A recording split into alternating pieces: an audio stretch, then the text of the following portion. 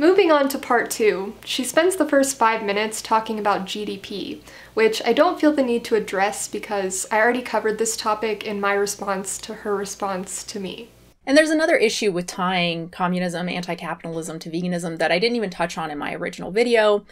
There's no ethical consumption under capitalism. You've probably heard this. It's a total distortion of people's worldview of consequences. It ultimately sets up an appeal to futility in opposition to vegan consumerism. I completely agree that when leftists deploy this argument, they're making an appeal to futility. What they fail to realize is that the concept that there's no ethical consumption under capitalism does not justify any and all consumption under capitalism. The qualifier as far as possible and practicable in the definition of veganism blows their shitty argument out of the water. You can recognize this as a leftist. While your forced participation in capitalism leaves you unable to avoid causing harm through your consumer choices, you should still seek to minimize harm by avoiding what you can feasibly avoid. Consuming animal products causes a colossal amount of harm that can easily be avoided. If your form of anti-capitalism is market socialism, if you reject actual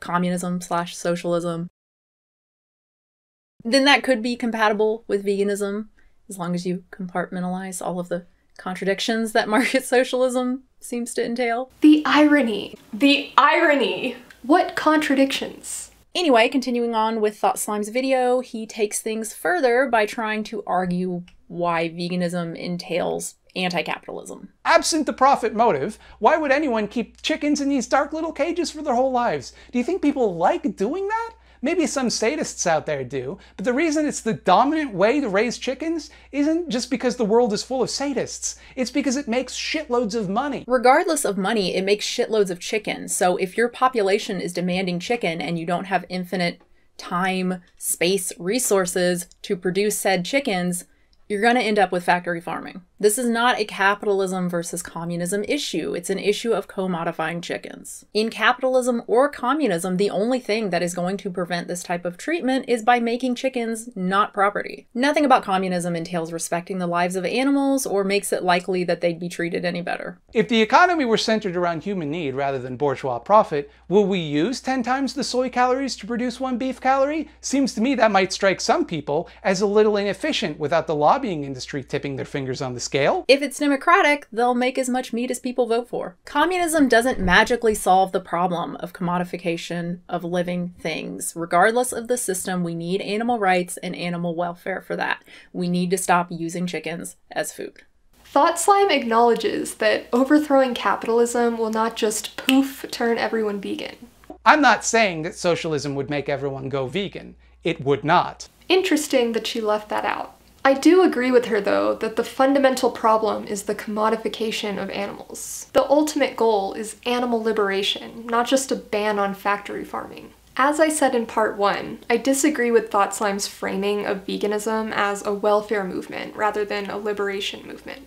But I agree with their point that the profit motive makes conditions for animals even worse. What Swayze doesn't consider here is that oftentimes, supply influences demand more than the other way around. Yes, our population demands a lot of meat, dairy, and eggs, but this wasn't always the case. Corporations manipulate demand all the time through advertising. Say they have a surplus. Time to roll out a massive ad campaign and lobby the government for subsidies. Oops, now everyone's hooked on cheese and demanding more. She spends this whole video saying we have to look at evidence. We can't reason ourselves into a perfect economy. We've got to look at the data. Well, the data's in. Looks like animals are having a pretty bad time, actually. Looks like maybe the Earth might fucking die. So why doesn't that data count? That data does count, but it doesn't tell us what to do with it. You can come up with countless speculative systems and solutions, but none of them count as good ideas until you have evidence for them being good ideas. You can say, but we should just try them, which is a terrible argument that I wholeheartedly disagree with. But even if I were to agree, we tried to do communism a few times and it didn't work. In fact, it went pretty terribly wrong due to its innate tendency to result in authoritarian regimes. What about anti-capitalism entails an innate tendency to result in authoritarian regimes? She talks about socialism being somehow forced on people and says that's wrong because we can't just tell people what to do. That's cruel to people, you see. So instead of telling people what to do, we should continue in an economic system where people are completely beholden to the interests of their bosses. It's not wrong simply to tell people what to do. I never said that. What's wrong is pulling out a test tube of chemicals and saying that according to your hypothesis, it will cure all diseases, all of the world's ills, and then pouring that into the world's water supply. Well, that's quite the straw man. They aren't claiming that socialism or communism will cure all of the world's ills. Only the ills created by capitalism. Like, maybe we should stop doing the thing that has created so many problems. It's ironic though, because pouring a test tube of chemicals into the world's water supply is much more analogous to the ridiculous geoengineering schemes that capitalists are proposing, such as spraying sulfur dioxide into the stratosphere to block out the sun. These solutions theoretically allow us to keep growing the economy and overshoot our carbon budget. But climate scientists warn that they will likely cause bigger problems than the ones they aim to fix. I'm going to be charitable and assume that Swayze would prefer not to overshoot our carbon budget. But what she doesn't realize is that it's impossible to roll out renewables fast enough to keep up with our increasing energy demand. If we want to meet the targets of the Paris Agreement and stay below 1.5 degrees of warming, we need to shrink the economy. I talk more about the myth of green growth in my video, The Most Insidious Form of Climate Change Denial. In terms of employees being beholden to bosses, that's a monopoly, and I don't think there are many capitalists who are pro-monopolies. In a free competitive labor market, it goes both ways, with employers and employees engaging in negotiation and bargaining. And just to be clear, in a capitalist society, the bosses are beholden to the interests of the market. A CEO is as much a slave as the lowest wage worker, and psychological data suggests not necessarily happier. Not saying that's a bad thing if far more people ultimately benefit from it, but this juvenile narrative of some feudal hierarchy that communists imagine just doesn't exist. This is such a gross misinterpretation of the data. It's true that money beyond a certain threshold doesn't make you happier, but it absolutely does make you happier if you're below that threshold. And the majority of Americans are below that threshold, as the median income is $31,000. To say that Jeff Bezos is just as much a slave as the warehouse workers he employs, who have to piss in bottles, is just insane. You don't think it's cruel that people without money have to freeze to death? Cruel in what sense? Willfully causing pain or suffering? No, there's no intent there. People just fell through the cracks. We should work on fixing those cracks where we can, but that doesn't mean it makes sense or is even possible to upend everything in the process. Just because we can imagine something doesn't mean it will actually work in practice. You don't think it's cruel that poor countries have to accept austerity measures imposed on them by rich countries or get sanctioned into oblivion? No, it's not cruel to use pressure in an attempt to get other countries to adopt certain measures for their own good. It's very likely misguided, but not cruel. You don't think it's cruel to live in a world where, despite producing enough food for 10 billion human beings, 11% of the 8 billion human beings on Earth are starving? Meanwhile, Elon Musk or Jeff Bezos have enough money to just feed them all several times over? That doesn't strike you as a cruel system? First, it's about 9.2% that are starving or severely food insecure, which is still terrible, but I just want to be as correct as possible. And to be clear, this number has been decreasing for decades. Second, getting food to people is just not that simple. Governments can reject aid, like if they think the GMO corn has AIDS in it. That's a real thing. Or regional wars where we can't establish safe supply lines for humanitarian aid because of blockades. Third, the mega rich don't just have this money. This is not their annual income or liquid assets that they can just spend on food. It's an estimation of wealth based on the hypothetical value of their companies if they were to sell them, assuming there was someone who wanted to buy them for that amount of money and somehow dumping all of their stocks didn't devalue them. These people are earning millions of dollars a year in income, not billions. Fourth and finally, that would be the absolute stupidest form of charity. Good, effective charities are self-sustaining, even growing. This just comes back to the fundamental misunderstanding of austerity that super duper lefty types have. Many of these super rich are actually donating a majority of their incomes, which is very different from hypothetical net worths. Now, these people are still living in mansions, multiple mansions, which, maybe not so great. It would obviously be better to live more like normal people, or even just like normal rich people. Give more of those assets to charity. Now, where do you draw the line? Can they live like the lower upper class? Is that acceptable? Do they have to live like the middle class? Do they have to live like the lowest earning people? You know, where do you draw that line? I don't know. But maybe having multiple mansions. Point is, the disparity between what they give and what they squander in a global sense is actually very small. And keeping money in a company isn't hoarding in the way that like keeping it in a giant mattress is. And taking it out can be seriously harmful to the economy at large, as well as the people who work for the company, from managers to janitors. Ah yes, the typical bootlicker talking point. Billionaires don't have that much money. If you have enough money to spend $1 billion on a super yacht with its own support yacht and helicopter pad, you have too much money. A system that allows a small minority to amass a large majority of the world's wealth and live in opulence while other people starve is cruel. We want to abolish the system that creates such disgusting disparities and replace it with one that is genuinely meritocratic. This is why anti-capitalists are against charity as a means to solve problems such as hunger. We don't actually want Jeff Bezos to throw heaps of money at starving people. I mean, it would be preferable to him wasting all that money on a 10-minute joyride in a giant space dildo. But she's right, this would be ineffective at solving the problem. Listen to Jeff Bezos say the quiet part out loud. I want to thank every Amazon employee and every Amazon customer, because you guys paid for all of this. You want to take money from his super yacht space dildo fund and give it to the people who actually created that wealth? Preposterous. You don't think it's cruel to just look at the system we have and say to yourself, well, it's the only thing that we know works. Works for who? Works, period. As a functional economic system. Last time I checked, magic was not an alternative. And as we reform it, it's working better and better. Again, undernourishment has been falling for decades. Countries are constantly developing. They're moving toward democracy. They're getting running water. Exceptions to this would be those under communist ideologies who tend to move in the opposite direction. To anyone buying this bullshit, please read Jason Hickel's open letter to Steven Pinker and Bill Gates about global poverty. These rosy stats are grossly misleading. Here's a clip from my response to Allie Beth Stuckey.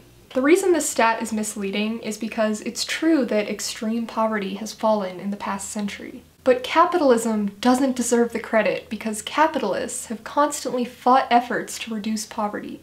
The capitalist class could eliminate poverty if they wanted to, but they don't because it's not profitable. Scientific discovery, technological advancement, and progressive politics, in spite of capitalism, have decreased global extreme poverty and increased life expectancy.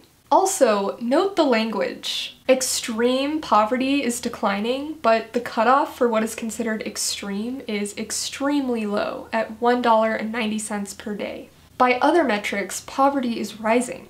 For example, stats showing poverty decreasing refer to the proportion of people, not the absolute number of people. And institutions like the World Bank use clever tricks to manipulate numbers and paint a feel-good narrative that supports the status quo. A topic for another video. In short, poverty is still a huge feature of society as the rich get exorbitantly richer and the middle class shrinks. Only 5% of new income from global growth goes to the poorest 60% of humanity, people living on less than $7.40 a day. Jason Hickel writes in an open letter to Steven Pinker and Bill Gates, "On our existing trajectory, according to research published in the World Economic Review, it will take more than 100 years to end poverty at $1.90 a day, and over 200 years to end it at $7.40 a day. Let that sink in.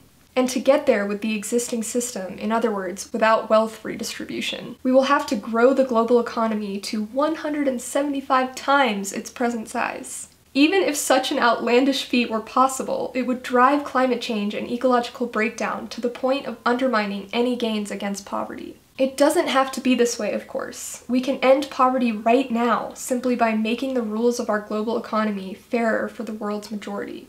I wonder if communists being so careless is a result of having such a dystopian view of the world. And looking over the data that we do have, it seems to be Armageddon! Thinking that things just can't get any worse. They treat the world as if it's like a terminal cancer patient in extreme agony with no known treatments. I don't even know how to begin to address that point of view. Things can and have gone terribly wrong, and they can absolutely be worse. Meanwhile, our current track is not terminal, it's ever improving. Even climate change is not hopeless. I would love for Swayze to spend a few months working in a sweatshop. Maybe she'd feel differently.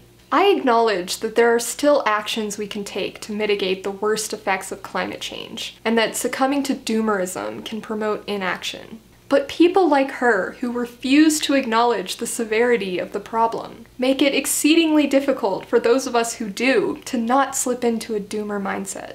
Buying into the myth of green growth is a form of climate change denial. If we accept this reality, the majority of Americans are still in denial. This is pretty terrifying. But as things get worse, more and more people will inevitably accept this reality. So perhaps in all the wreckage, we can salvage some of the good things that came from modern civilization and rebuild society at the Earth's poles on anti-capitalist principles. But if Swayze has it her way, things are looking pretty terminal.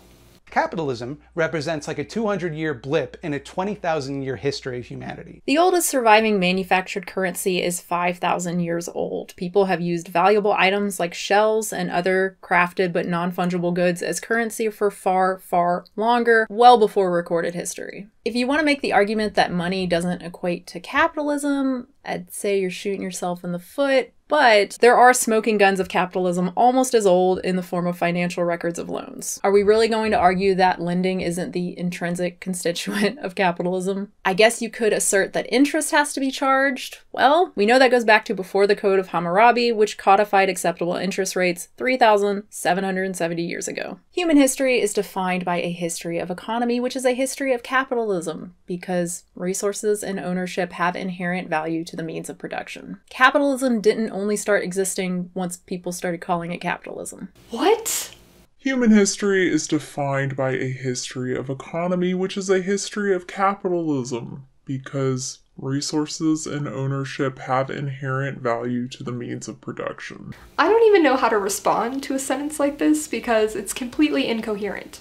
The intrinsic feature of capitalism is private ownership of the means of production. You know, what she disregards as irrelevant. She does not, at any point, demonstrate an understanding of what social control over the means of production is, or why socialists want it. I didn't go into any of that because it's not relevant. Capitalism is not synonymous with money, markets, or economy. Why does she continue to ignore market socialism? Well, we don't know what would happen if we stick with capitalism either, and looking over the data that we do have, it seems to be Armageddon! First, that's kind of insane, and second, good thing I'm not an anarcho-capitalist who opposes all environmental regulation. Thought Slime is not talking about anarcho-capitalism here. He's talking about regular old neoliberal capitalism. Even if we adopt Swayze's brand of neoliberalism, the future looks pretty damn bleak. Well, that's enough of that. I doubt she'll respond, so this is probably the end of the saga. But given her track record, I'm sure she'll drop some hot takes in the future for me to respond to. So stick around for that. Alright, peace out. Yo, how when me eat them, I wonder when me eat. When me tell them say me no eat no fish, no meat now. How when me eat them, I wonder when me yam. When me tell them say that I'm a vegan man. How when me eat them, I wonder when me eat. When me tell them